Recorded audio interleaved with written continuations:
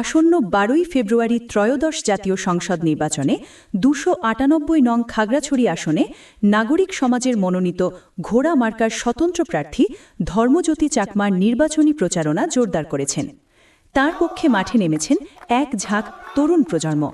প্রচারণায় ভোটারদের ব্যাপক সাড়া পাচ্ছেন তিনি।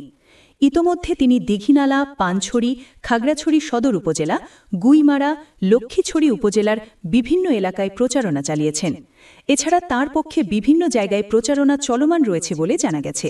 সংসদ সদস্য নির্বাচিত হতে পারলে তিনি পাহাড়ে চলমান অন্যায়, অবিচার ও বৈষম্যের বিরুদ্ধে সংসদে দাঁড়িয়ে কথা বলবেন বলে ভোটারদের আশ্বস্ত করছেন। এই পার্বত্য চট্টগ্রামে নিপীড়িত, নির্যাতিত, স্বজন সাথীহারা মানুষের, দুঃখী মানুষের মুক্তভাবে কথা বলার জন্য আমি আজকে সংসদে প্রার্থী হয়েছি, প্রতিদ্বন্দ্বিতা করছি।